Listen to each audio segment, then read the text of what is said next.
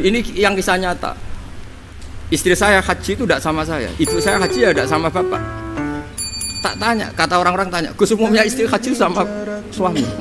Ada yang cerita, bener Gus, bener jenengan nak haji tidak usah sama suami istri. Kenapa?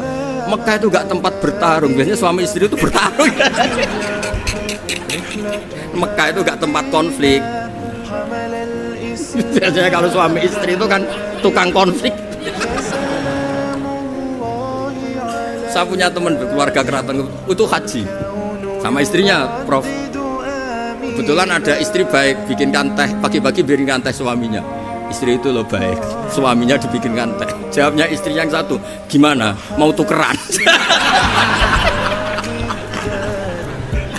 Padahal muji aja jadi perkara itu. Nah kalau ini yang cerita guyonan, tapi fakta. Habis tawaf suaminya nangis.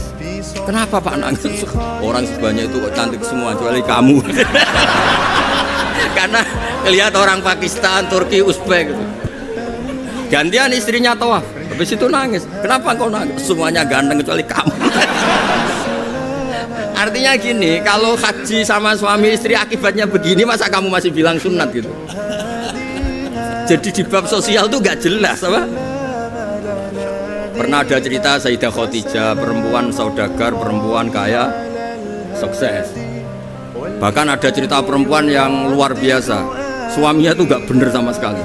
Asia punya suami gak bener, dia tetap jadi orang baik. Ada yang suaminya orang baik, tetap dia gak karu-karuan, istrinya Nabi Nuh.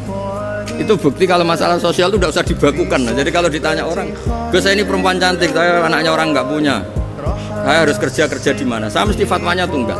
Kalau bisa di pabrik atau tempat terbuka, karena pantangannya perempuan itu layak keluar narojulun bimroatin. Kalau kamu cantik usahakan jangan pembantu rumah tangga, pokoknya usahakan yang di tempat terbuka, karena itu panduannya Islam.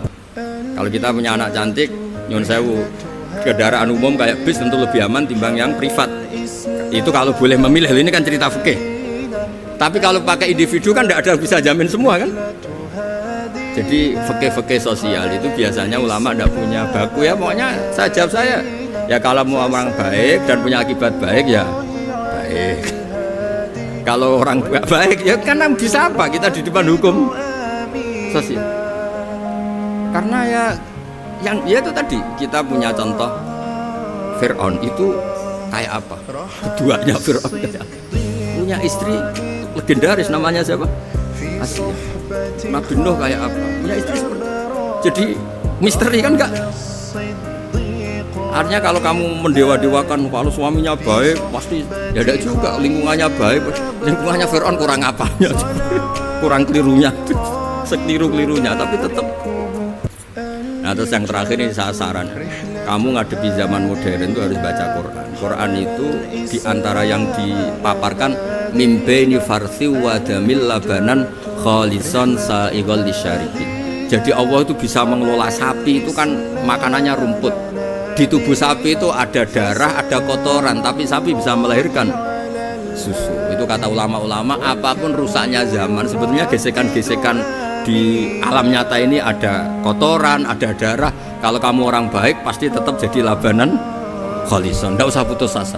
Apapun zaman ini kita harus tetap jadi labanan kholison. Padahal mimbaini farthiw wadamin antara itu bukti bahwa kita tidak boleh putus asa. Sekarang zaman tidak kayak dulu, tidak kayak zaman Wali Songo. Zaman sekarang pun masih ada begi, masih ada Ustadz Sulada. Wong yang buka pertanyaan dia kok yang suruh jawab saya. Itu pakai fikih apa nggak bisa itu juga bisa. Itu bisanya benar kalau saya ampuni, kalau enggak. Tapi karena saya ini kiai baik kan nurut sama Allah wal afina. Ya, wassalamualaikum warahmatullahi wabarakatuh. Baik, terima kasih sekalian dan